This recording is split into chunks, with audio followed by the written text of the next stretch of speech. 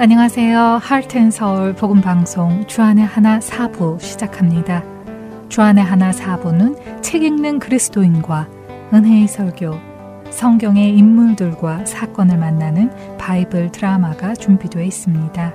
먼저 책 읽는 그리스도인으로 이어집니다.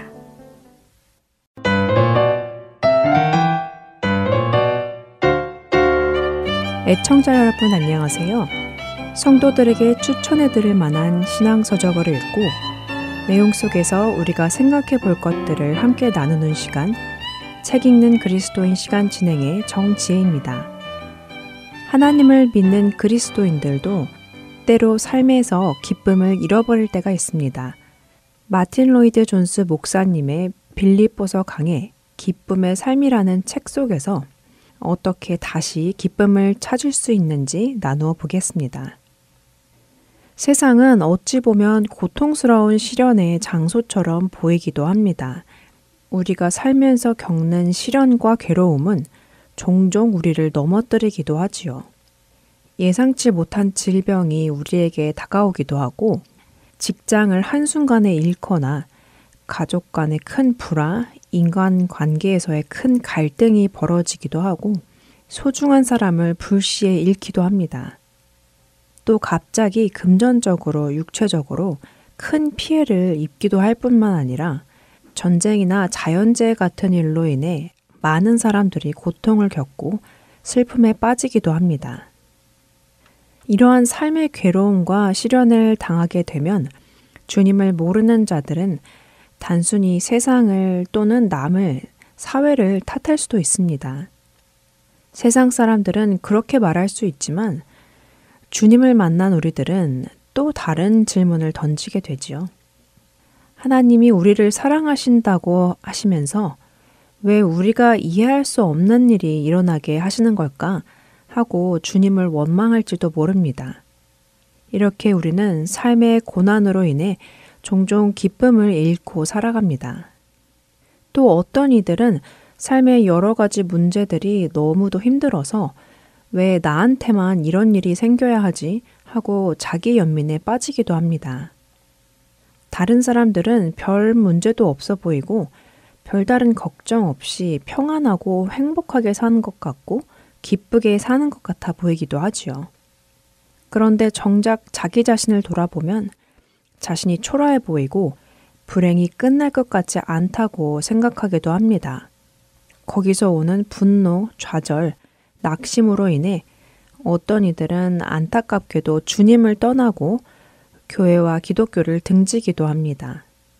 이렇게 기쁨을 잃고 주님을 떠나는 사람들도 있지요. 우리는 이런 일들을 어떻게 이해해야 할까요? 삶의 시련과 고통은 왜 일어나는 것일까요? 그리고 우리는 어떻게 다시 기쁨을 찾을 수 있을까요? 빌립보서에는 기뻐하라 라는 말씀이 여러 번 나옵니다. 빌립보서를 쓴 사도 바울은 빌립보 교인들에게 만일 너희 믿음의 재물과 섬김 위에 내가 나를 전제로 드릴지라도 나는 기뻐하고 너희 무리와 함께 기뻐하리니 이와 같이 너희도 기뻐하고 나와 함께 기뻐하라 라고 빌립보서 2장 17절과 18절에 말씀하시고 4장 4절에도 주 안에서 항상 기뻐하라. 내가 다시 말하노니 기뻐하라 라며 빌립보서 곳곳에 성도들에게 기뻐해야 함을 강조하며 자신 스스로도 기쁜 이유에 대해서 설명하지요. 그런데 놀라운 사실은 사도 바울이 기쁨을 전하는 이 서신서를 감옥에서 쓰고 있다는 것입니다. 바울은 현재 옥에 갇혀 있습니다. 복음을 전파했다는 이유로 옥에 갇혀 있었죠. 우리가 바울과 같은 상황에 있었더라면 우리의 태도는 과연 어떠했을까요? 아마 이런 질문과 불평을 하지 않았을까요? 하나님은 어떻게 이런 일이 생기도록 내버려 두실 수 있지? 대체 왜 이런 일이 일어나야 하는 거야? 주님의 뜻을 따라 복음을 전파하게 하셨는데 왜 주님은 나를 버리셨을까? 이렇게 의심하고 불평하고 원망하는 것이 어쩌면 인간의 가장 기본적인 반응일 것입니다. 그러나 사도 바울은 감옥에 있는 자신을 걱정하는 성도들을 위로하며 자신의 당한 일이 복음 전파에 도움이 되었음을 말하며 기쁘다고 편지에 적었습니다. 바울은 어떻게 이렇게 말하게 되었을까요? 바울이 기쁨을 누리는 이유는 무엇일까요? 마틴 로이드 목사님은 바울의 이런 대답은 바로 이 모든 일이 하나님께서 자신을 완성시켜 나가는 과정임을 알았기 때문이라고 말씀하십니다. 바울은 자신도 온전한 사람이 아닌 죄인 중에 하나이기에 하나님께서 이 일을 통해 자신을 완성시켜 나가시는 것을 알았습니다. 바울이 감옥에 가는 것이 바울에게 유익하고 하나님께 유익한 일이었습니다. 바울은 이 과정이 끝나면 하나님을 더 알게 될 것이라는 확신이 있었습니다. 그 내용이 빌립보서 1장 19절에 나옵니다. 이것이 너희의 간구와 예수 그리스도의 성령의 도우심으로 나를 구원에 이르게 할 줄 아는 고로. 바울이 다음 절에서 자신이 살지 죽을지 모른다고 말하는 것으로 볼 때 이 구원은 감옥에서 풀려나는 것을 의미하는 것이 아닙니다. 이 구원은 비록 내가 이 시련의 의미를 속속들이 이해하는 것은 아니지만 그러나 이것이 성화의 과정이라는 것, 나를 완성시켜 나가는 것이라는 것을 안다는 의미입니다. 그리고 하나님의 마음을 이해하고 구원의 사역을 이루는 것의 한 과정임을 아는 것이라는 의미이지요. 감옥에서까지 비추시는 하나님의 마음과 사랑의 손길을 이해하기 때문에 바울은 기뻐할 수 있는 것입니다. 우리는 삶의 고난과 시련이 없으면 삶에서 역사하시는 주님의 손길을 잊어버리기 쉽습니다. 만사가 잘 풀릴 때에는 멈추어 생각하지 않지요. 돈 버는 일에만 집중하고 세상에서 어떻게 잘 살 수 있는가에만 시선을 고정시킵니다. 그런데 삶의 고난과 시련의 역할은 삶을 똑바로 보게 해줍니다. 그리고 우리의 죄성과 무가치함을 깨닫게 하고 무엇보다도 하나님께로 방향을 돌리게 하지요. 그것이 우리에게 시련과 고난을 허락하시는 이유입니다.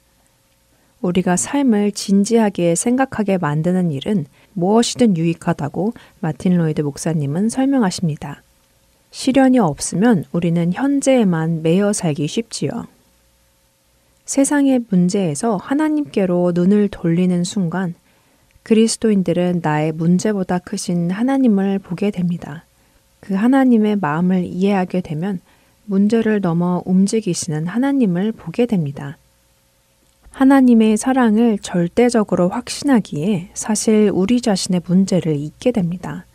그러니 자신에게 연민을 느껴 슬퍼하거나 자신을 동정하거나 안쓰러워하지 않게 되는 것이지요. 주님의 마음을 온전히 이해하고 나면 우리에게는 다시 기쁨이 찾아옵니다. 더 나아가 하나님이 나의 상황을 통해 어떤 일을 하시려는지 그리고 나의 상황을 통해 복음과 하나님의 나라의 확장을 어떻게 이루어 가실 것인지에 대해 궁금해하고 그 하나님이 함께 하심으로 인해 기쁨을 누리게 되지요. 히브리서 12장 6절에서 주께서 그 사랑하시는 자를 징계하시고 라고 말씀하시는 것처럼 하나님은 우리를 사랑하시기에 우리 삶에 많은 시련을 허락하십니다. 그리고 이 시련은 하나님의 자녀인 우리를 최종적으로 완성시키기 위한 과정입니다. 우리가 하나님을 더 알게 되는 과정 속에서 삶의 시련과 고난을 통해 더 기뻐하고 또 기뻐하는 우리가 되기를 바랍니다. 책 읽는 그리스도인 여기서 마칩니다.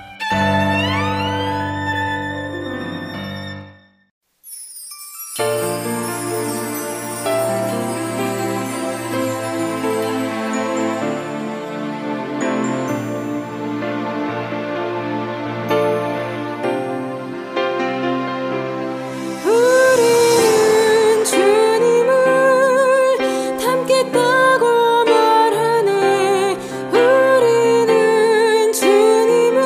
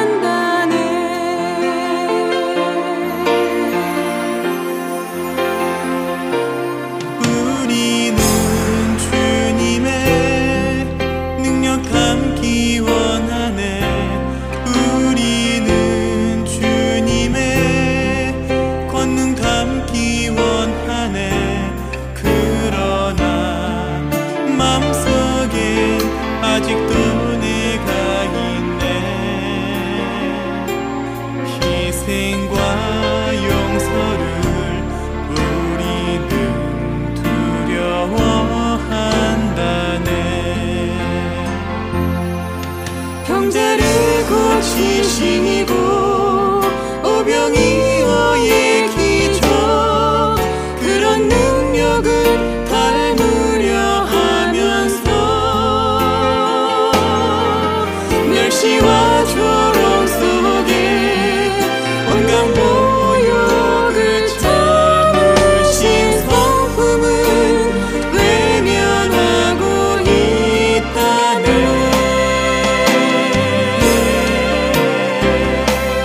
우리의 삶은 어떤 모습인가요?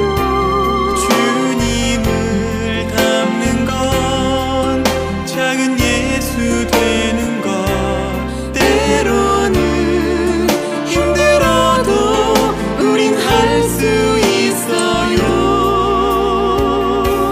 주님이 우리 안에서 역사하고 계시니까요.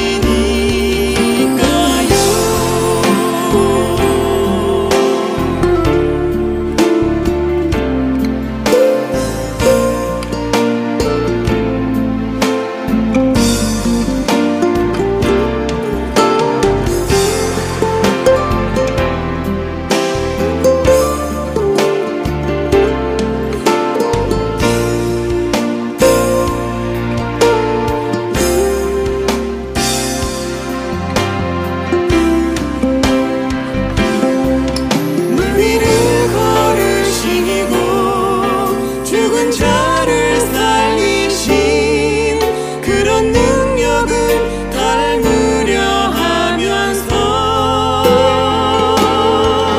남을 위한 희생과 남을 향한 용서의 성품은 외면하고 있다네.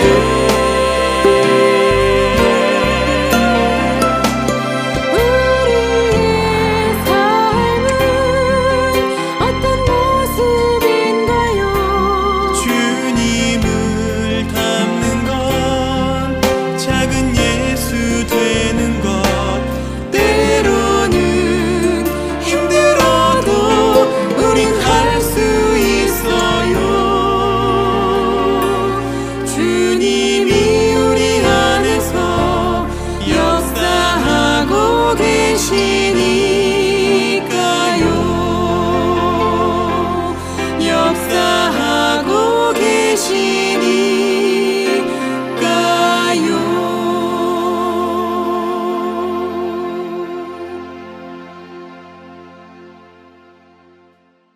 은혜의 설교 시간입니다. 오늘은 광주 첨단 겨자씨 교회 문영원 목사님께서 출애굽기 20장 1절에서 3절을 본문으로 돌판에 새긴 혼인 서약문이라는 제목의 말씀 전해 주십니다. 은혜의 시간 되시길 바랍니다. 하나님은 사랑이십니다. 여러분, 그렇다면 하나님의 사랑은 조건적입니까? 아니면 무조건적입니까? 네, 여러 의견이 있죠. 네. 같은 성경을 읽으면서도요, 이게 헷갈릴 수가 있습니다. 자, 여기에 대해서 조금 살펴보도록 하겠습니다. 하나님의 사랑을 너무 조건적이라고 믿는 사람들은 어떻게 하나님을 이해하냐면, 하나님께서 우리에게 율법을 주시고 그 율법을 지켜야만, 조건을 우리가 이루어야만 하나님이 우리를 사랑하신다라는 율법주의적인 견해를 가질 수가 있습니다. 반대로 하나님의 사랑은 무조건적이다라고 이것을 너무 강하게 밀어붙이면 하나님은 우리에게 어떤 조건도 요구하지 않으시며 우리가 마음대로 살아도 된다, 반율법주의, 율법을 거부하고 방종주의적인 삶을 살아갈 수가 있는 것입니다. 두 가지의 견해를 극단적으로 밀어붙이면 하나님의 사랑은 조건적이다, 하나님의 사랑은 무조건적이다, 어느 한쪽으로 가게 되면 반드시 문제가 생기게 됩니다. 성경이 계시하는 하나님을 우리는 어느 한쪽으로만 본다면 하나님을 왜곡할 수밖에 없는 것입니다. 율법주의는 반드시 행위 구원으로 이루어지게 되죠. 그리고 반율법주의는 구원파와 같은 이단의 모습으로 나타나게 됩니다. 성경은 어떻게 계시하고 있습니까? 우리가 성경을 읽을 때 이런 극단적인 견해가 나타나는 이유는 성경이 두 가지를 다 말하고 있기 때문입니다. 성경은 하나님이 조건적으로 하시기도 하시며 무조건적으로 우리 가운데 역사하기도 하신다. 이 두 가지를 동시에 말하고 성경을 읽다 보면 이 부분은 조건적인 것 같고 이 부분은 무조건적인 것 같고, 그러니까 우리가 성경을 읽다가 헷갈리게 되는 것입니다. 그러나 여러분, 하나님은 질서의 하나님이십니까? 아니면 무질서하신 분입니까? 질서의 하나님이신 줄로 믿습니다. 그러면 하나님께서 그 두 가지를 주셨을 때는요, 질서 있게 주신다는 것입니다. 뒤죽박죽 섞어가지고 우리가 못 알아채게 주시는 것이 아니라 하나님께서 이것을 말씀하실 때는 어떤 질서에 따라서 이야기하신다라는 것입니다. 여러분, 그렇다면 조건성과 무조건성이 있습니다. 어떤 것이 먼저 나오겠습니까? 순서가 중요합니다. 조건성이 먼저 오겠습니까? 무조건성이 먼저 오겠습니까? 네, 무조건성이 먼저 오는 것입니다. 성경은 무조건이 먼저 옵니다. 그리고 나서 조건을 이야기하는 것입니다. 이걸 제가 오늘 설교 내내 설명할 텐데요, 여러분 잘 들으시기 바랍니다. 오늘 직설법과 명령법이라는 표현을 쓸 건데요, 자, 직설법이라는 게 있어요. 명령법이라는 게 있습니다. 이 용어가 낯설지만 여러분, 명령법은 쉽지 않습니까? 자, 명령법은 명령하는 거죠. 자, 만약에 여러분에게 누군가가 10만 원만 주세요 라고 이야기하면 여러분 선뜻 주실 수 있습니까? 없습니까? 예? 선뜻 줄 수 있는 분은 막 플렉스입니까? 네. 선뜻 줄 수가 없죠. 예, 선뜻 줄 수가 없습니다. 제 아내가 저한테 이야기해도 저 선뜻 못 줄 것 같아요. 자, 그런데 직설법이 있으면요, 선뜻 줄 수가 있어요. 무슨 말이냐? 과거에 어떤 사건이 있었어요. 예를 들어서 어떤 분이 저에게 100만 원을 줬어요. 예를 들어서 그분이 저한테 10만 원만 달라고 하면 주겠어요? 안 주겠어요? 이게 직설법이에요. 직설법은 뭐냐면, 예전에 내가 너에게 100만 원을 줬다. 10만 원만 주라. 자, 명령법이 먼저 나와야겠습니까? 직설법이 먼저 나와야겠습니까? 네, 명령법이 먼저 나오니까 이상하죠. 예, 명령법이 나와서 먼저 탁 우리에게 명령을 하면요, 우리의 마음은 먼저 탁 닫혀버려요. 예를 들어 하나님께서 이거 해라, 말하라, 이런 이야기를 먼저 들으면 아무리 하나님은 신이시고 우리는 피조물이라고 할지라도 우리의 마음이 좀 어려워요. 그러면서 왜 하나님 나한테 이런 거 하라고 하시지? 왜 하지 말라고 하시지? 명령법을 먼저 들으면 우리의 마음이 조금 닫히는 경향이 있습니다. 그런데 직설법을 듣고 나서 명령법을 들으면 이 명령법은 당연한 거예요. 그러니까 하나님께서 우리를 구원해 주셨잖아요. 그렇죠? 우리에게 생명을 주셨죠? 그 생명 주신 분이 우리에게 뭐 하나 명령 못 하십니까? 하실 수 있잖아요. 그렇게 생각하면 쉽죠. 그러니까 직설법이 나오고 나서 명령법이 나오는 거예요. 자, 직설법은 뭐였죠? 내가 지난달 100만 원을 줬습니다. 이게 직설법이에요. 명령법은 뭐냐면 10만 원을 주세요 라는 거예요. 두 개의 문장이 있습니다. 이 문장을 어떻게 연결시키면 좋을까요? 그러나 안 어울리죠? 그리고 안 어울리죠? 뭐가 어울려요? 그러므로가 어울리는 거예요. 그러니까 내가 100만 원 줬죠? 100만 원 줬잖아요? 그러므로 10만 원 주세요. 그러므로가 가장 어울리는 것입니다. 그러니까 여러분, 성경을 읽어보십시오. 어떤 접속사가 많이 나옵니까? 그러므로로 도배되어 있어요. 성경은요, 그러므로 이렇게 하라, 그러므로 이렇게 하라, 이런 내용이 굉장히 많습니다. 그러니까 성경은요, 직설법, 그러므로 명령법의 구조로 이루어져 있어요. 이제 이 관점을 가지고 한번 성경을 읽어보십시오. 그러면 여러분들이 조건적으로 읽었던 수많은 구절들이 풀리게 될 것입니다. 오늘 우리가 읽은 본문은, 출애굽기 본문은 십계명의 첫 부분인데요, 이 십계명 부분, 출애굽기 20장을 이해하기 위해서 우리가 19장, 20장을 이해하려면 19장을 먼저 이해할 필요가 있습니다. 그러니까 명령이 나왔는데 이 명령이 나오게 된 배경을 먼저 살펴볼 필요가 있는데요, 이 출애굽기 19장도 보면 명령법 혹은 조건에 해당되는 부분이 있습니다. 출애굽기 19장 5절로 6절 말씀을 우리 한번 같이 읽어보도록 하겠습니다. 시작. 세계가 다 내게 속하였나니 너희가 내 말을 잘 듣고 내 언약을 지키면 너희는 모든 민족 중에서 내 소유가 되겠고 너희가 내게 대하여 제사장 나라가 되며 거룩한 백성이 되리라. 너는 이 말을 이스라엘 자손에게 전할지니라. 아멘. 자, 5절 다시 한 번만 띄워주세요. 자, 5절 말씀을 보면, 자, 조건인 것 같습니까? 무조건인 것 같습니까? 네? 조건이에요, 무조건이에요? 조건이죠. 자, 너희가 내 말을 잘 듣고 내 언약을 지키면 내 소유가 되겠고, 이 말을 거꾸로 바꾸면 너희가 내 말을 듣지 않고 내 언약을 지키지 않으면 너희는 내 소유가 될 수 있다 없다? 없다. 자, 그러면 성경은 행위 구원을 가르칩니다. 맞습니까? 누군가가 지금 이 출애굽기 19장 5절과 6절 말씀을 여러분들한테 들이밀면서 성경에 이렇게 기록되어 있지 않냐? 나는 다른 이야기 하는 게 아니고 성경 이야기를 하고 있다. 그런데 자, 봐라. 내 말을 잘 듣고 내 언약을 지키면 소유가 될 거니까, 안 듣고 안 지키면 조건이 이렇게 다 충족되지 않으면 결과가 오지 않을 것 아니냐? 이렇게 말하면 여러분 뭐라 하시겠습니까? 대체 그러네요. 옛날에 목사님이 안 그렇다고 해서 전 그렇게 알았죠. 근데 지금 설명 들어보니까 대체 그렇습니다. 이렇게 돼버리면요, 우리가 성경을 모르는 거예요. 이게 악마의 편집입니다, 여러분. 싹둑 잘라가지고요, 어느 부분만 딱 보여주면요. 그래서 이단들이 제일 잘하는 게 뭡니까? 성경 여러분들이 막 찾아보지도 못하게 막 펼치면서 자, 이렇지 않습니까? 하면서 자, 이러니까 이렇죠? 라고 하면 여러분들이 이제 꿀먹은 벙어리처럼 한 번도 못 들어보았던 이야기인데 막 하면서 이제 빠지는 거거든요. 그런데 문맥을 싹둑 다 잘라버리는 거예요. 이게 악마의 편집입니다.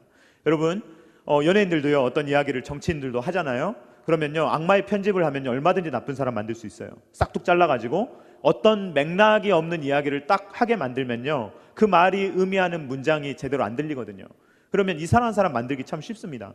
그냥 싹둑 의견을 다 잘라버리고 전후 문맥을 다 잘라버리고 어떤 표현만 이야기하면요, 그 사람 되게 이상한 사람이 돼요. 성경도 이렇게 보면 그렇습니다. 여러분, 5절과 6절이 있으려면 몇 절이 있어야겠어요? 네? 4절이 있어야 되겠죠? 네, 5절과 6절이 나오려면 4절이 나와야 되잖아요. 우리 4절을 한번 살펴보도록 하겠습니다. 출애굽기 19장 4절 말씀 같이 읽겠습니다. 시작. 내가 애굽 사람에게 어떻게 행하였음과 내가 어떻게 독수리 날개로 너희를 업어 내게로 인도하였음을 너희가 보았느니라. 아멘. 5절과 6절은 조건이에요. 맞죠? 명령이에요. 그런데 4절은 뭐예요? 4절은 하나님께서 이미 구원하셨다, 구원하지 않으셨다? 구원하셨다는 거예요. 내가 이미 애굽 사람들로부터 너희를 구원했다. 그리고 독수리 날개로 너희를 이미 업었다 라고 말씀을 하시는 거예요. 그러니까 그러므로 너희는 이렇게 행해야 된다라는 이야기를 하는 거예요. 지금 4절 말씀이 직설법이에요. 하나님께서 내가 너희를 구원하지 않았느냐? 애굽에서 10가지의 재앙을 이 애굽 사람들한테 내리고 너희들은 내가 재앙을 내리지 않았다, 그렇다는 것이죠. 그리고 홍해를 갈랐을 때 이스라엘 백성들은 홍해를 건넜죠. 그런데 애굽 사람들은 건너지 못하고 이 홍해물에 수장이 됐잖아요. 그러니까 직설법은 뭐냐면요, 하나님이 먼저 구원하셨다는 거예요. 이게 직설법이에요. 그리고 나서 5절과 6절 명령법이 이어지는 것입니다. 자, 그래서 올바른 순서를 보면 이렇습니다. 올바른 순서는 자, 4절 여호와께서 이스라엘 백성들을 애굽으로부터 구원하셨다. 이게 직설법이에요. 자, 성경은 4절이 먼저 나오죠. 그리고 나서 5절과 6절이 나오는 거예요. 그 다음 보겠습니다. 그러므로 5절과 6절 여호와의 말씀에 순종하고 언약을 지켜야 된다. 명령법이 따라 나오는 것입니다. 여러분 이해가 되십니까? 자, 직설법이 먼저 나옵니다. 그러므로 이제 너희는 이렇게 살아야 된다. 명령법이 나오는 거예요. 그런데 제가 똑같은 내용이죠. 지금 똑같은 내용인데 순서만 뒤집어 보겠습니다. 순서를 뒤집으면 어떻게 되죠? 자, 잘못된 순서입니다. 네가 순종한다면, 그렇게 네가 모든 조건을 충족한다면 그 결과, 그것을 조건으로 하여서 내가 너를 애굽으로부터 구원하여 주겠다가 되는 거예요. 자, 똑같은 내용인데 순서만 바꿨죠. 그러니까 어떻게 됩니까? 행위 구원이 되잖아요. 만약에 두 번째 순서로 한다면 성경은 완벽한 행위 구원의 책입니다. 우리가 구원을 이루어야 돼요. 우리가 모든 조건을 충족해야만 하나님께서 우리를 구원해 주시는 책이 되는 거예요. 그런데 올바른 순서는 뭐예요? 4절이 나온 다음에 5절과 6절이 나오는 거예요. 그러니까 성경의 흐름은 뭐냐? 그러므로예요. 그 결과가 아니에요. 너희가 이 결과를 이루었기 때문에 내가 이렇게 해준다가 아니에요.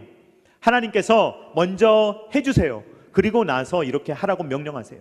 그러니까 무조건적인 사랑이 먼저 나와요. 그리고 나서 조건을 요구하시는 거예요. 밥을 차려놓고 먹으라고 하시는 거예요. 이해가 되십니까? 이해가 안 되시는 모양입니다. 이해가 되셔야 됩니다. 이해가 되셔야 돼요. 왜 그러냐면요, 제가 지금 간단한 이야기를 하는 것 같지만 수많은 신학자들이 저하고 의견이 달라요. 그래서 대화를 하면 저하고 대화가 전혀 안 통합니다. 다 딴소리 하거든요. 저하고 완전히 반대의 소리를 해요. 그게 순서가 달라서 그래요. 성경 이야기하죠, 그분들도. 성경으로 이야기해요. 그런데 순서를 바꿔버리는 거예요. 그러니까 완전 다른 이야기인 거예요. 자, 똑같은 원리입니다. 오늘 우리가 십계명을 읽었는데, 자, 여러분, 십계명을 지켜야 구원받습니까? 아니면 구원받았으니까 십계명을 지켜야 합니까? 네, 이제 저랑 같이 가고 계시네요. 네. 아니, 구속사적으로 보세요. 하나님께서 만약에 십계명을 준 다음에 애굽에서 종살이 하고 있는 이스라엘 백성들에게 십계명을 준 다음에, 자, 먼저 십계명 지켜, 그러면 너희를 구원해 줄게. 그러면 행위구원이 맞아요. 그런데 자, 하나님께서 십계명을 먼저 주셨어요? 아니면 먼저 구원하셨어요? 구원하셨잖아요. 구원하시고 나서 십계명 주셨잖아요. 맞습니까? 그러니까 하나님은 무조건적으로 먼저 구원하세요. 그리고 나서 그러므로 너희는 이 명령을 지켜라 라고 말씀을 하신다는 것입니다. 십계명은요, 보편적인 내용이 맞아요. 보편적으로 모든 인류가 지켜야 되는 명령이 맞습니다. 그런데요, 여러분, 불신자들이 십계명 지킬 수 있습니까? 없습니까? 못 지켜요. 왜냐하면 1계명부터 못 지켜요. 그렇잖아요? 그러니까 십계명은요, 누구에게 주어졌다? 구원받은 사람들에게 주어진 거예요. 구원받은 사람들이 어떻게 살아야 되느냐라는 것을 알려주려고 십계명을 주신 것입니다. 그러니까 이 십계명을 우리가 이제 지키는데요, 여러분, 이 십계명을 우리는요, 엄청나게 딱딱한 법률로 이해하거든요. 그런데 십계명을 보면, 자, 여러분, 법률이 있잖아요. 만약에 우리가 속도를 어기면 어떻게 됩니까? 그 뒤에 뭐가 따라옵니까? 형벌이 따라옵니다. 그러니까 만약에 법은 이래요. 만약에 어린이 보호구역에서 시속 30을 넘었다, 그러면 얼마가 부과된다, 형벌이 따라 나와요. 그런데 십계명을 보면 그런 형벌이 따로 나옵니까? 안 나옵니까? 안 나와요. 그렇죠? 그리고요, 이 일반 법률은요, 3인칭으로 되어 있습니다. 인격적인 관계가 드러나지 않아요. 그냥 3인칭으로 딱딱하게 말해요. 그런데 십계명을 보면 어때요? 1인칭, 2인칭으로 같이 이야기해요. 그러니까 2인칭으로 이야기를 해요. 자, 출애굽기 20장 3절 말씀 우리 한번 같이 읽어보도록 하겠습니다. 시작. 너는 나 외에는 다른 신들을 내게 두지 말라. 만약 이게 법률이었으면 여호와 외에는 아무도 섬기지 못하게 하라는 어떤 3인칭적인 표현을 썼을 거예요. 그런데 하나님은 뭐라고 하세요? 너는 나 외에는, 지금 너와 나의 관계다라는 것을 하나님께서 강조하고 계십니다. 그러니까 관계의 끈이라는 거예요, 지금. 자, 우리가 십계명을 이해할 때 자꾸 법으로 생각하고 우리가 막 법률, 딱딱한 법으로 생각하는 이유는 이 이름이 십계명이기 때문에 그래요. 성경이 이 말씀을 십계명이라고 번역을 했어요. 수많은 사람들이 십계명이라는 표현을 어렸을 때부터 쓰니까 이 10가지의 계명, 이게 우리 속에 너무 강해요. 그런데 성경을 보면 이 표현이 단순히 어떻게 되어 있냐면 십계명이라고 이름이 주어져 있기보다는 이거는 후대에 붙인 거고요. 번역을 한 거고요. 이거는 10마디 말씀, 10가지 말씀이라는 뜻입니다. 10개의 말씀이라는 뜻이에요. 그것을 헬라어로는 데칼로그라고 합니다. 데카가 열이라는 말이고요. 로고스라는 말이죠. 그러니까 10가지의 말씀이다. 제가 그래서 이제는 데칼로그라는 용어를 사용하겠습니다. 자, 출애굽기 34장 28절 말씀 우리 한번 같이 읽어보도록 하겠습니다. 시작. 모세가 여호와와 함께 40일 40야를 거기 있으면서 떡도 먹지 아니하였고 물도 마시지 아니하였으며 여호와께서는 언약의 말씀 곧 십계명을 그 판들에 기록하셨더라. 아멘. 십계명은 번역을 그렇게 한 겁니다. 그러니까 십계명을 그냥 10가지 말씀으로 한번 이해해 보세요. 10마디의 말씀이다, 데칼로그다, 이렇게 한번 이해해 보시기 바랍니다. 자, 그런데 말씀 한 번만 다시 띄워주세요. 자, 이 10가지의 말씀은 뭐예요? 지금 뭐예요? 여호와께서는 십계명을 주셨는데 그게 뭐예요? 언약의 말씀이죠. 제가 지금 올 한 해 동안 계속 언약을 강조하고 있는데 여러분, 언약의 관점으로 성경을 읽어보시기 바랍니다. 성경은요, 언약의 관점으로 이해하지 않으면요, 잘 못 읽어내게 돼요. 오해하게 되어 있어요. 언약의 관점이 끈이거든요. 성경을 쭉 이어주는 끈이거든요. 그래서 이 언약의 관점으로 성경을 쭉 읽어야 합니다. 얼마나 성경의 언약을 많이 강조하는지 몰라요. 여호와께서는 언약의 말씀 곧 십계명 10마디의 말씀을 우리에게 주셨다는 것입니다. 그러니까 이 데칼로그를 이해할 때 너무 법적인 개념으로 이해하지 마시라는 거예요. 이것을 이해할 때 법적인 개념이 있습니다, 여러분. 그걸 무시하시라는 것이 아니라 이걸 좀 더 다른 관점에서, 언약의 관점에서 좀 더 생각해 보자 하는 것입니다. 자, 이제까지의 말씀을 정리하면 직설법이 먼저 나옵니다. 그러므로 명령법이 나오는 것입니다. 이 관점을 가지고 오늘 우리가 읽었던 출애굽기 20장 1절로 3절 말씀을 다시 한번 읽어보도록 하겠습니다. 자, 십계명 데칼로그는 이렇게 시작돼요. 우리가 아는 1계명 같이 읽어보도록 하겠습니다. 자, 출애굽기 20장 3절 말씀 같이 읽어보도록 하겠습니다. 시작. 너는 나 외에는 다른 신들을 내게 두지 말라. 자, 이것은 직설법입니까? 명령법입니까? 네, 명령법이죠. 지금 하나님 명령하고 계시죠. 너는 나 외에는 다른 신들을 내게 두지 말라라고 명령을 하고 계세요. 그런데 제가 직설법이 먼저 나온다 그랬죠. 자, 이제 직설법을 살펴보도록 하겠습니다. 이 10가지의 계명이 나오기 전에 하나님께서 주시는 큰 대전제가 있어요. 그게 뭔지 확인해 보도록 하겠습니다. 출애굽기 20장 1절로 2절 말씀을 우리 한번 같이 읽어보도록 하겠습니다. 시작. 하나님이 이 모든 말씀으로 말씀하여 이르시되 나는 너를 애굽 땅 종 되었던 집에서 인도하여 낸 내 하나님 여호와니라. 아멘. 이 출애굽기 20장 1절과 2절 말씀은요, 이 데칼로그 십계명 전체의 서문이에요. 그러니까 이 모든 것들이 이유예요. 내가 이렇게 했기 때문에, 내가 너희를 애굽에서 구원했기 때문에 그러므로 너희는 십계명을 지키라 라는 것이 오늘 말씀의 구조입니다. 그러니까 살인하지 말라. 왜냐하면 내가 너희를 구원했기 때문입니다. 내가 너희를 구원했기 때문에 너희는 살인하지 말라. 지금 하나님께서 너는 나 외에 다른 신을 내게 두지 말라라고 명령하셨죠. 왜냐하면 내가 너희를 구원했기 때문에, 내가 너희를 구원했다, 그러므로 너희는 이렇게 살아야 된다라고 하나님께서 명령을 하시는 것입니다. 이 데칼로그의 서문은요, 하나님이 어떤 분이시며 우리는 누구인지를 알려줘요. 하나님은 구원자세요. 우리는 누구였어요? 우리는 애굽의 종이었어요. 이 세상에 우리가 종이었단 말이에요. 우리에겐 자유가 없었어요. 그런데 하나님께서 우리를 자유케 하신 거예요. 그러므로 우리는 어떻게 살아야 합니까? 하나님의 백성답게 살아야 된다는 결론이 도출되는 것입니다. 그러니까 이러한 관점, 성경의 전체적인 관점을 가지고 출애굽기 19장 5절을 읽으면 이런 내용입니다. 우리 다시 한번 읽어보도록 하겠습니다. 시작. 세계가 다 내게 속하였나니 너희가 내 말을 잘 듣고 내 언약을 지키면 너희는 모든 민족 중에서 내 소유가 되겠고, 이 말은 너희가 이 조건을 충족하면 내 것이 되고 충족하지 않으면 내 것이 안 될 거야. 너희들은 끝이야 라고 말씀하시는 법이 아니에요. 이 말은 하나님께서 이미 우리를 먼저 소유 삼으셨어요. 맞죠? 구원하셨으니까 먼저 소유 삼으셨어요. 그런데 너희가 그걸 안다면 더 내 소유답게 행동할 때 너희들은 더 내 소유답게 되는 거야 라는 말씀이에요. 무슨 말이냐면 우리가 자녀를 먼저 낳았어요. 자녀가 자녀답게 행동해야 내 자녀로 인정해 줍니까? 한 20살쯤 돼가지고 좋은 대학에 합격하거나 아니면 좋은 직장에 들어갈 때 드디어 너는 내 자식으로 임명하노라, 우리가 그렇게 합니까? 아니죠. 태어나면서부터 어때요? 내 자녀예요. 그러니까 하나님께서 우리를 구원하시면 그때부터 소유예요. 그렇죠? 나중에 소유가 되는 게 아니에요. 그런데 왜 이런 말씀을 주시냐면 내가 너를 구원하지 않았니?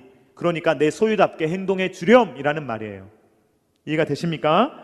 자, 그런데 하나님의 소유라는 말이 좀 걸릴 수가 있어요. 나를 지금 소유라고? 물건 취급하시나? 이렇게 들릴 수가 있어서 제가 설명을 좀 해보겠습니다. 여러분의 인생에 있어서 가장 여러분들이 소중하게 여기는 것이 무엇입니까? 라는 질문을 제가 하면 이런 답변을 할 수 있잖아요. 저는 제 가족이 보물이라고 생각합니다. 그러면 가족을 제가 물건 취급하는 겁니까? 예? 아니죠. 물건 취급하는 게 아니에요. 그러니까 하나님께서 내 보물이다 라고 말씀하시는 거예요. 그러니까 내 소유다라는 말에 이 소유라는 말은요, 그냥 주인이 무자비하게 뭔가를 막 착취하는 게 아니고요, 보물이라는 뜻이에요. 그 반지의 제왕 보면 그 골룸이 막 my precious 막 하잖아요. 그런 의미, 하나님께서 내 보물, 내 보물 막 이런 뜻이에요.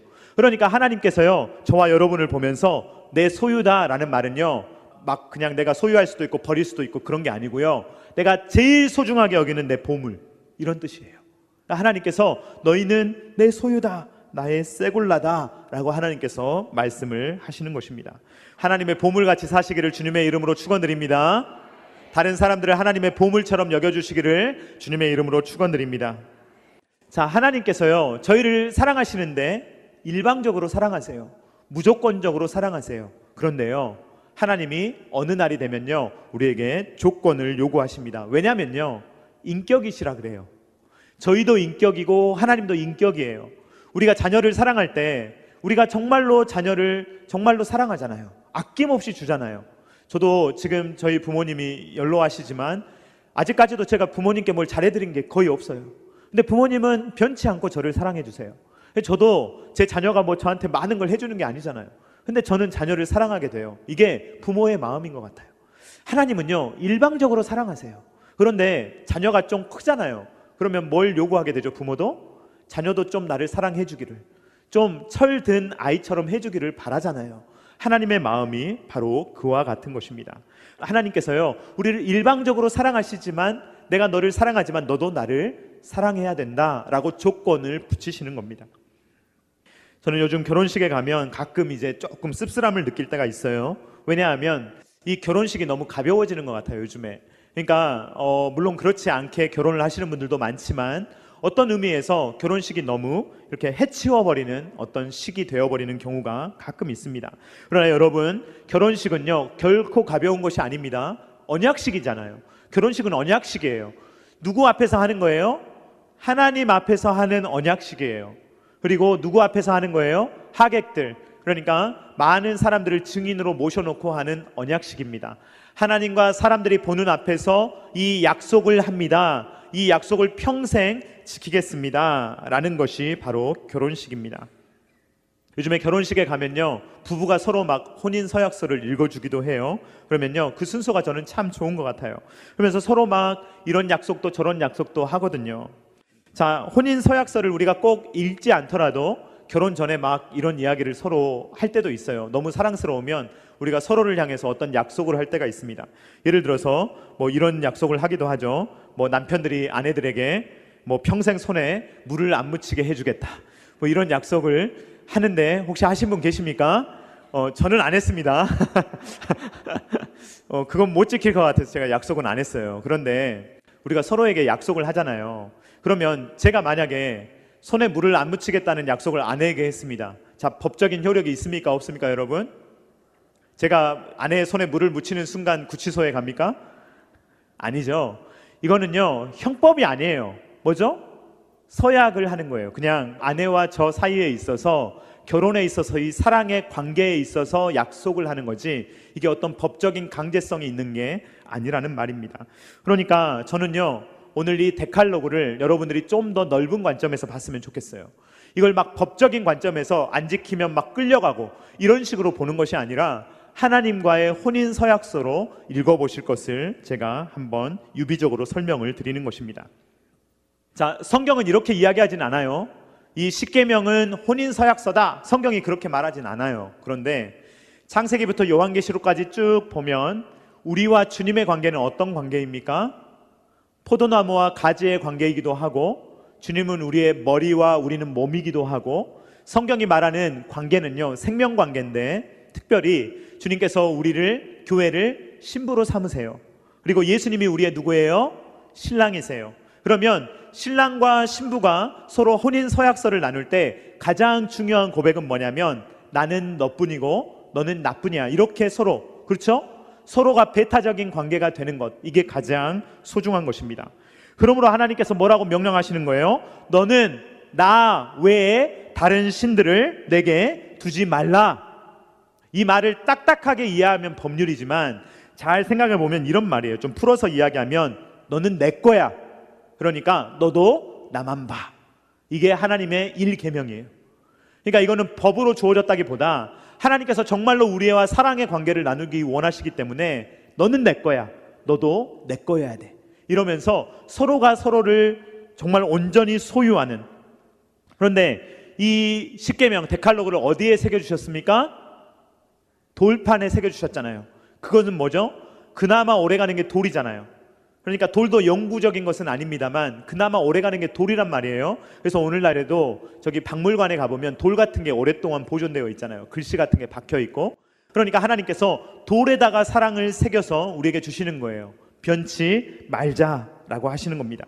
자, 그리고 이 데칼로그를 쭉 읽어보면 이제 하나님의 별명이 나오는데요. 우리 출애굽기 20장 5절 상반절 말씀을 우리 한번 같이 읽어보도록 하겠습니다. 시작. 그것들에게 절하지 말며 그것들을 섬기지 말라. 나 내 하나님 여호와는 질투하는 하나님인즉. 아멘. 자, 하나님의 별명이 뭐예요? 질투하는 하나님입니다.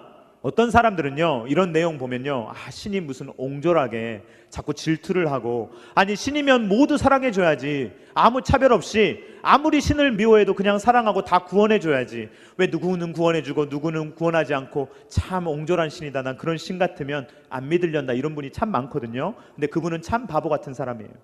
그 말은 어떤 말이냐면요, 이런 말입니다. 만약에 제가 제 아내하고 같이 있어요. 그런데 제가 다른 여자들을 막 쳐다봐요, 계속. 그런데 제 아내가 마음이 넓어요. 그래가지고 저한테 여보 괜찮아, 남자들은 그런 성향이 있어, 난 이해해 줄 수 있어, 얼마든지 쳐다봐. 제 아내가 저 사랑하는 겁니까? 아니요, 저를 사랑하지 않는 거예요. 그러면 정상이 아니에요. 정상은 뭐예요? 질투나야죠. 너는 내 건데 왜 딴 데를 보고 있어? 라는 것이 정상적인 관계 아닙니까, 여러분? 그러니까 하나님이 정상적인 하나님이시라면 질투하시는 게 맞아요. 하나님께서 너는 내 거다라고 말씀하셨는데 우리는 하나님 말고 다른 것도 있는데요 라고 말할 때 하나님께서 진노하시지 않고 괜찮아, 너를 이해해 줄 수 있어, 이런다면 하나님은 하나님이 아니신 거예요. 하나님이 우리를 사랑하지도 않으시는 거예요. 그러니까 정상적인 부부관계라면 남편이 아내를 독점하고 아내가 남편을 독점해야 돼요. 아주 배타적인 관계여야 돼요. 그래야만 부부관계예요. 마찬가지로 우리와 하나님 관계가 올바른 관계라면 하나님은 우리를 배타적으로 소유하시고 우리도 하나님을 배타적으로 소유하는 이런 관계가 되어야만 하며, 우리는 하나님을 향한 그 열정, 그리고 때로는 질투심, 이런 것들이 당연히 일어나야 한다는 것입니다. 그러므로 여러분, 오늘 저는 이 데칼로그를 법적인 시각으로 보기보다는 언약적인 시각으로 볼 것을 여러분들에게 선포했습니다. 여러분, 이 10가지의 말씀은요, 이걸 지켜야 구원받는다라고 주신 게 아니에요. 구원받았으니까 그러므로 이것을 지켜라 라고 주신 것입니다. 그러니까 이 하나님은 어떤 하나님이냐면 언약의 하나님이신 거예요. 조건적으로 우리에게 조건부로 우리를 구원하시는 것이 아니라 이미 구원하시고 그럼에도 불구하고 우리의 사랑을 받기를 원하시는 하나님이 너와 나는 언약 관계니까 너도 이렇게 했으면 좋겠어 라고 말씀을 하시는 것입니다. 그러므로 여러분 중에 이 두 가지의 극단에 빠져 있는 분이 있다면 그 극단을 버리시기를 주님의 이름으로 축원드립니다. 하나님은 조건적으로 우리를 사랑하시거나 조건적으로 구원하시는 분이 아니에요. 그럼에도 불구하고 무조건적인 사랑을 하시는 분이지만 그럼에도 불구하고 어느 시점이 되면 우리에게 조건을 요구하세요. 하나님은 우리에게 대충 신앙생활하기를 원치 않으신다는 것입니다. 대충 하나님을 사랑하는 것을 괜찮다라고 말씀하지 않으세요. 하나님은 질투하십니다. 진노하십니다. 우리가 그렇게 살아가는 걸 원치 않으세요. 하나님은 우리의 온 정성을 받기를 원하십니다. 왜요? 하나님 살아계신 분이니까. 우리와 인격적인 사랑의 교제를 나누기를 원하시는 것입니다. 그렇기 때문에 명령하시고, 그렇기 때문에 이건 하라고 하시고, 그렇기 때문에 이건 하지 말라고 하시고, 그렇기 때문에 우리에게 조건을 말씀을 하신다는 것입니다. 그러므로 이 두 가지를 동시에 이해하시고, 하나님이 어떤 분이시냐, 무조건적인 사랑을 먼저 이야기하시고 조건적인 사랑을 말씀하실 때도 있지만, 이 성경의 하나님은 언약의 하나님으로 우리를 절대로 포기하지 아니하시며 너희는 내 거다, 내 딸아, 내 아들아, 너는 내 거다. 그러므로 너희도 나를 온전히 사랑하며 온전히 예배하며 나만 바라보며 살아야 된다 라고 말씀을 하시는 것입니다. 이것이 바로 십계명입니다. 이것이 바로 데칼로그입니다. 이것은요, 혼인서약서예요. 하나님과 우리 사이에 결혼식이 이루어질 때 우리가 서로를 향하여서 혼인서약을 하는 그러한 말씀이 바로 이 데칼로그입니다. 그러니까 십계명을 읽을 때 딱딱하게 읽지 마시기 바랍니다. 법적으로 읽지 마시기 바랍니다. 이것은요, 엄청난 사랑이에요. 뜨거운 사랑을 가지고 읽어야 돼요. 그러면서 하나님이 나만 사랑하셨지, 나도 하나님만 사랑해야지, 이러한 마음으로 하나님을 사랑하며 살아갈 수 있기를 주님의 이름으로 축원드립니다. 여러분, 하나님의 음성을 들으실 수 있기를 주님의 이름으로 축원드립니다. 하나님이 말씀하십니다. 너는 내 거야. 그러면 여러분 우리가 뭐라고 고백해야겠습니까? 주님, 저도 주님밖에 없습니다. 그렇게 고백하며 살아갈 수 있는 저와 사랑하는 성도님들 다 되실 수 있기를 주님의 이름으로 축원드립니다.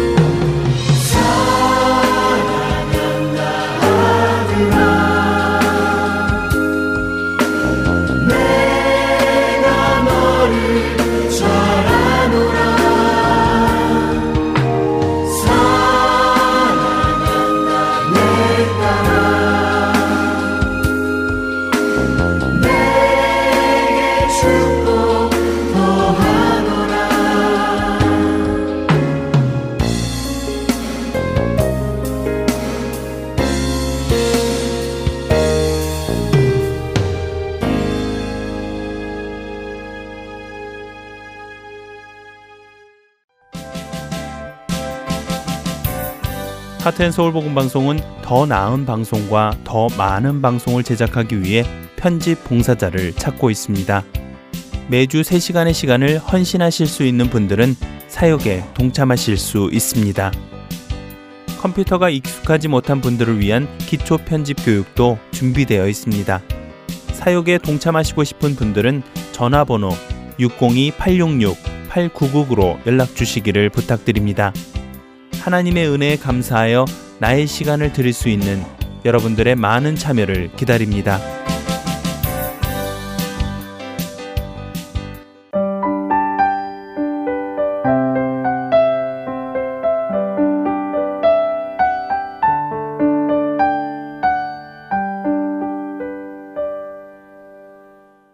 성경 속의 인물들과 사건을 만나는 바이블 드라마로 이어집니다.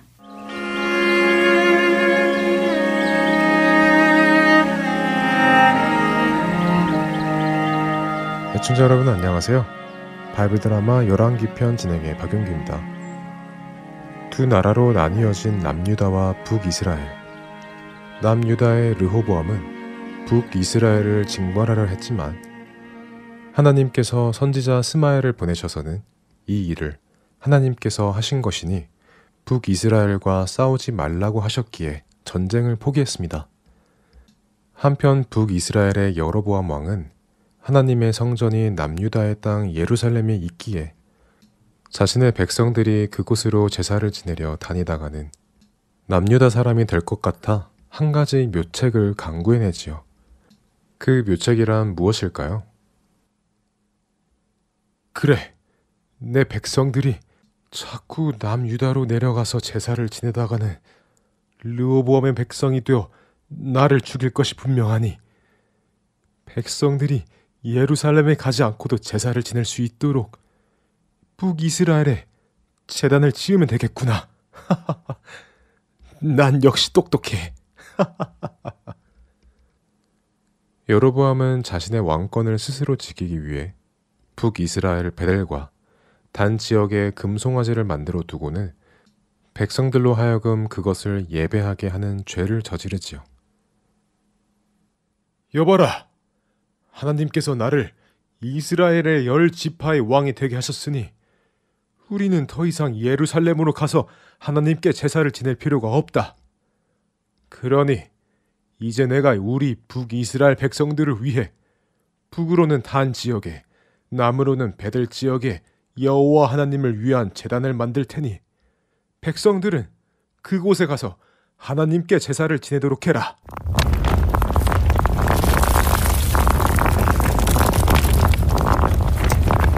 여로보암은 하나님께 제사를 지내는 제단을 만든다고 하면서도 금송아지를 만들어서는 백성들로 섬기게 만들었습니다.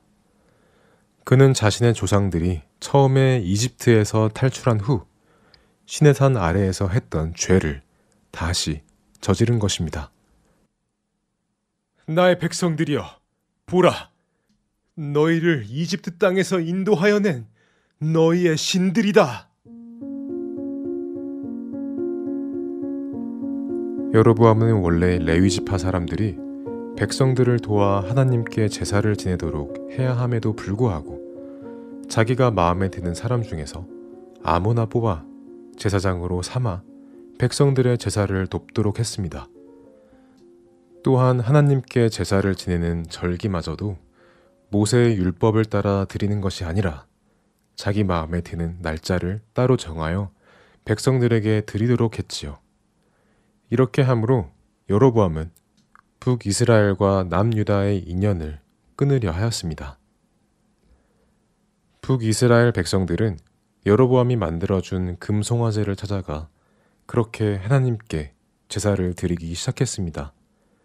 그들은 하나님께 제사를 드린다고 생각했지만 그것은 하나님께 드리는 제사가 아니라 우상에게 바치는 제사였습니다. 여로보암이 행한 일은 어느 것 하나 하나님께서 명하신 것이 아니었기 때문입니다. 여로보암은 자신의 왕권을 지키기 위해 이렇게 스스로 방법을 강구해내었지만 그는 자신에게 왕권을 주신 분이 하나님이시라는 사실을 기억하지 못했습니다. 그가 그의 왕권을 지키고 싶었다면 그는 하나님께서 그에게 약속하신 대로 하나님의 말씀을 지키며 살면 되었습니다. 그랬다면 하나님께서 그의 왕권을 지켜주셨을 것입니다. 그러나 그는 하나님의 말씀에 순종하지 않고 오히려 하나님의 말씀에 금하신 일들을 하여 자신에게 주신 하나님의 백성들로 하여금 우상을 숭배하게 하였습니다. 여로보암은 자신이 먼저 백성들 앞에 자신이 만든 우상의 제단에서 제사를 지내는 것을 보여주었습니다. 여로보암이 베델에 세운 우상의 제단에서 분향을 하려고 하는 때였습니다. 하나님께서 보내신 하나님의 선지자가 남유다에서부터 올라와서는 여로보암에게 하나님의 말씀을 전했지요. 이것 보시오, 여로보암. 당장 그 제사를 멈추시오. 아니, 뭐라고? 여로보암.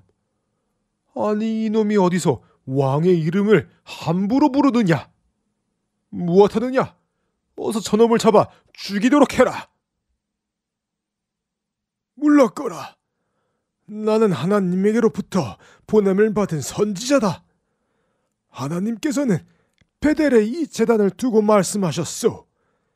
하나님께서 다윗의 가문에서 요시야라 하는 아들을 낳을 것인데 그 아들이 지금 여로보암 당신을 도와 제사를 지내는 저 제사장들의 뼈를 여로보암 당신의 무덤 위에서 태울 것이라 하셨소.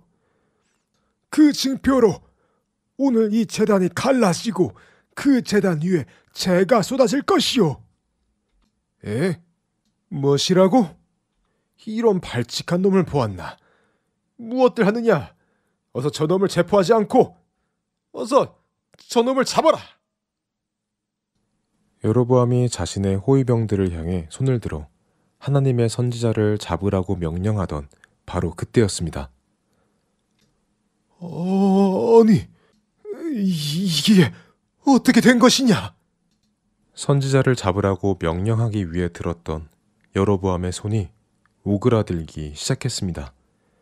그는 팔을 펴고 싶었지만 그의 팔은 펴지지 않고 손이 마비되어 비틀어지기 시작했지요. 그리고 바로 그 순간이었습니다.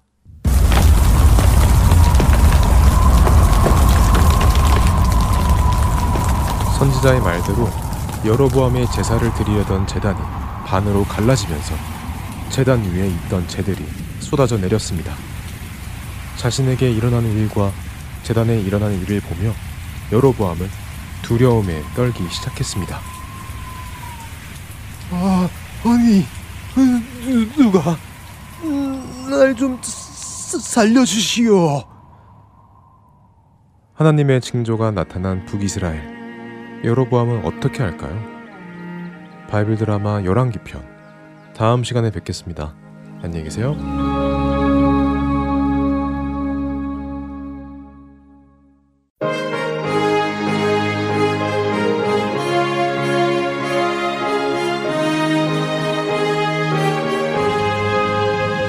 예수 십자가에 흘린 피로써 그대는 씻기어 있는가. 더러운 죄 희게 하는 능력을 그대는 참을지 않는가. 예수의 보혈로 그대는 씻기어 있는가. 마음속에 여러 가지 죄악이 깨끗이 씻기어 있는가. 주 예수와 밤낮으로 늘 함께 그대는 행동을 하는가. 아무 때나 어디서나 그대는 십자가 붙들고 있는가. 예수의 보혈로 그대는 씻기어 있는가. 마음속에 여러 가지 죄악이 깨끗이 씻기어 있는가. 주님 예수 다시 올 때 그대는 영접할 예복이 있는가. 그대 몸은 거룩한 곳 천국에 들어갈 준비가 됐는가. 예수의 보혈로 그대는 씻기어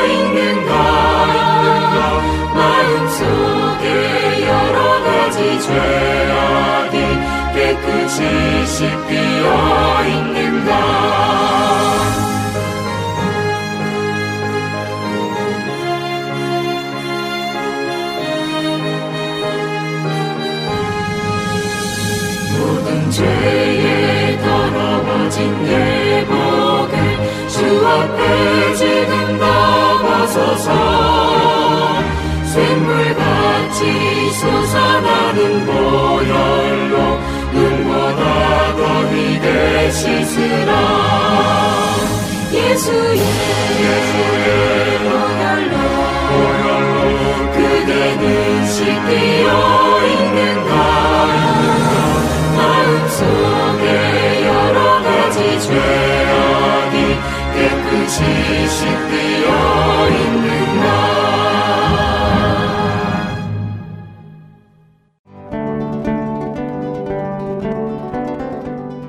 주안의 하나 4부 준비된 순서는 여기까지입니다.